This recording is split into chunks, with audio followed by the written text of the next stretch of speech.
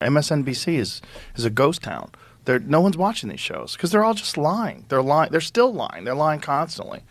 And now, now they're lying about the Department of Government Efficiency when before they were lying about it's not really the news.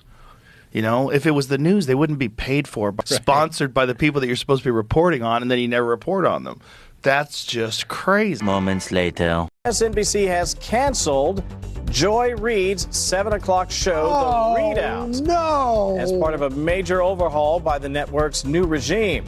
Reid, an unabashed liberal, mainstay, in fact, you could argue, and an emphatic Trump critic, will be replaced by a new show hosted by former Obama staffer and Bernie Sanders backer Simone Sanders Townsend. Also, former RNC chair Michael Steele and Alicia Menendez, the daughter of disgraced New Jersey Senator Bob Menendez. Indeed. MSNBC done fired Joy Reid. I mean, about damn time. That blonde, bitter, bald-head scallywag was what's wrong with America. Up next, Rachel Maddow. Hell, while we at it, just throw MSNBC in the damn trash where it belongs. And so I think that the people who want the fist fight are the base of the Democratic Party. Democrats want to see someone get up there and give a knuckle sandwich to Donald Trump. That's what they want. But that is not.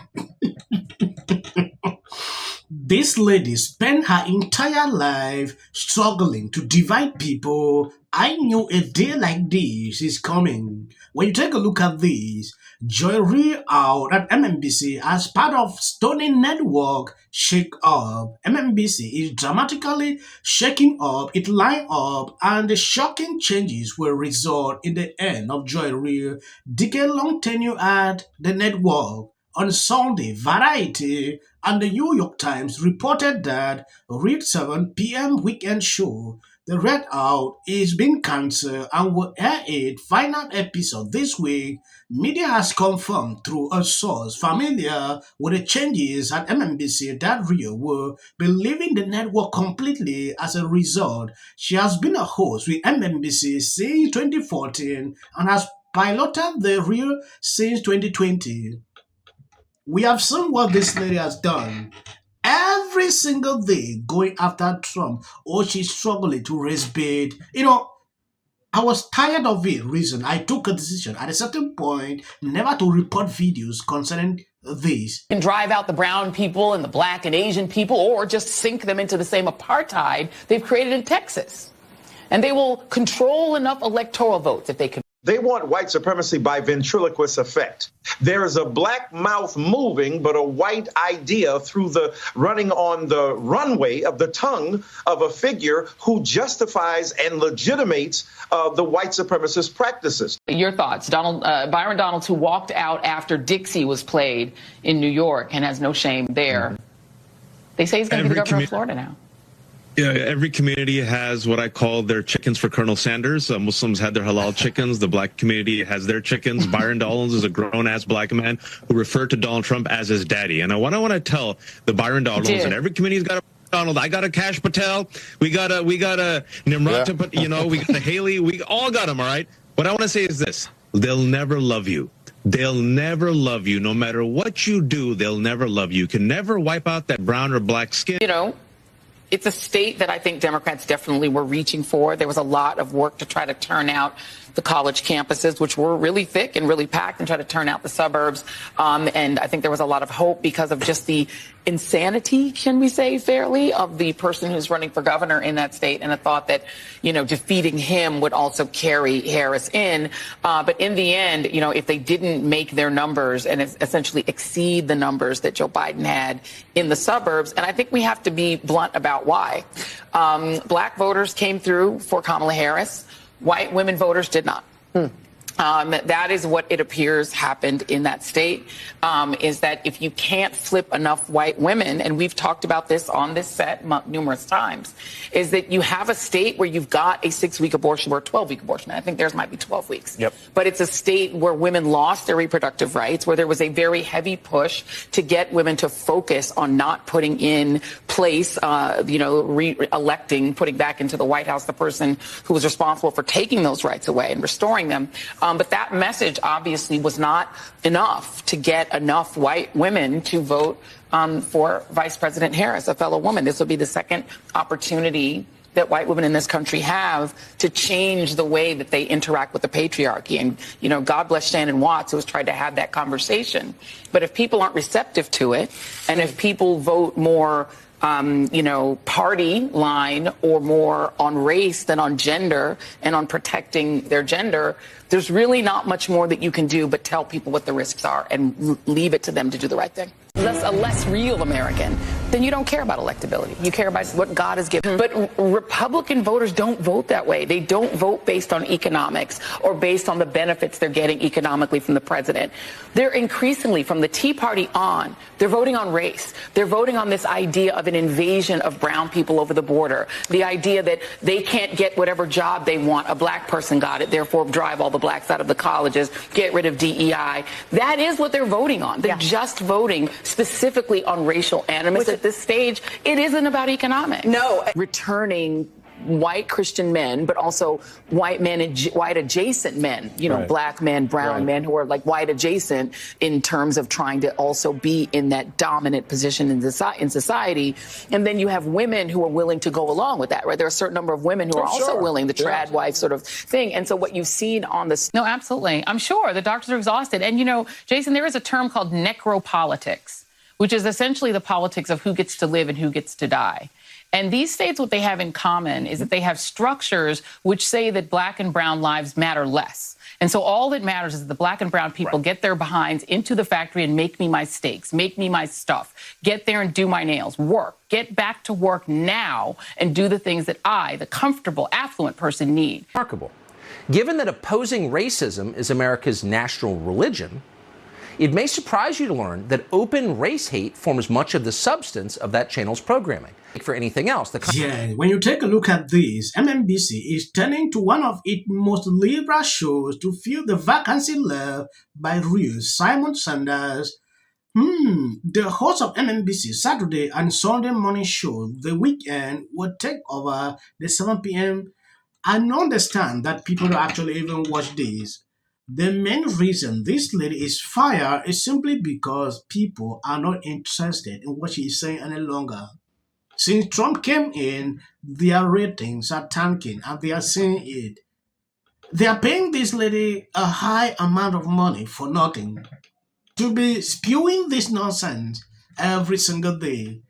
I said on one of my videos, there is coming a day she will be having no show again. And it has happened. When you watch this lady, I believe you've seen this compilation of videos where she spent her entire life. It's either she's struggling to divide people, or she is going after Trump. I saw that every single day. When I see this lady's video, I always skip because it will get you irritated at a certain point. It's crazy. If you are having a show, it should be to pass out information to people. Not every time. It was just a normal thing to Joy Reid. It's either she's ranting on TikTok or she's doing this.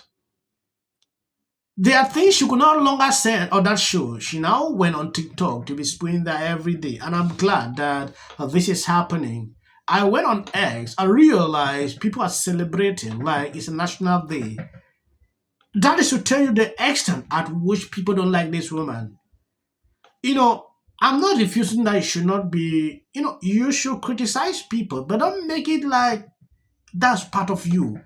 She was no longer doing it like a show. She was just now spewing out the hate in her. That is what this lady was doing, and it was insane. But MSNBC has a new host, someone called Tiffany Cross, who hosts a show called The Cross Connection. Here's a selection. Many of us have seen the dangers when powerful white people decide they want something, they annex it. And they've never had a problem replacing the people who stand in their way. We see American white people are going crazy. They're resorting to violence. This is literally what conservative white folks do when they don't get their way. They turn violent. White people deputizing themselves in some position of authority to have jurisdiction over their life when they need to mind their blanking business. I don't think it's our responsibility to be tasked with destroying and dismantling the racial oppression that's against us. That's just saying we're more at fault than the white people who constructed this system and the white people who continue to practice institutional racism. Yes, Megyn Kelly replied during his show, which were dedicated to nothing more than stirring or racial division in the country, has thankfully been cancelled. Yes, she is, with a guest talking about how black people won't follow Democrat orthodoxy and think for themselves are puppet. Megyn Kelly did not stop there. This is another tweet. Remember when Joy Reid read laughingly mock white people tears as pathetic and offensive to her, who is crying now? Joy, good riddance to the absolute worst person on television, and shame on MSNBC for letting it go on this long. Yeah, she could have been fired ever since. Thank you guys for always been sharing out my videos. If you see clips after this, that is for algorithm. We're supposed to trust them with millions of dollars. Justification, she was asked this week. There was a meeting behind closed doors a short time ago between the mayor of Los Angeles, Karen Bass, departments. When I talked about it, it's from the city, from the... I mean, I don't know how many sets she visited, but everybody was like, and you get, when the closer you get to the actual set where the shooting is, and then that red zone. And he did this little dance, like, I've been talking with these, with the governor of Hawaii about what to do. We got some ideas, especially we're going to have some meetings. Like, he's really? Oh, show it to him, Jamie. It's so creepy. Around some land use concerns he has around speculators coming in, buying up properties, and the like. So we're already working with our legal teams to move those things forward. Never in California questioned whether or not we as taxpayers in the largest state in the union should support the people of Louisiana at a time of emergency and need. We never condition it. These people don't actually care. They're not actually trying to find a solution. If you don't know, Karen Bass is a goner. She's gone. There's no chance of re-election. The city will only purchase from vendors that support DEI, said the... I remember when we had a fire when Trump was president, and he came in and he said, "You don't rake. You're not raking." And we all did jokes about it. In policy. The city of the Pacific Palisades is burning, and I flew here last night. I was on a plane. You getting water to areas that need... He's been trained. Yeah, and then I think all our tax dollars probably went for Gavin's hair gel. The Democratic Party has about everything. The next department that appears to be on the chopping block is the Department of Education. Just earlier today... Tyranny is rising in the White House. You are a slave.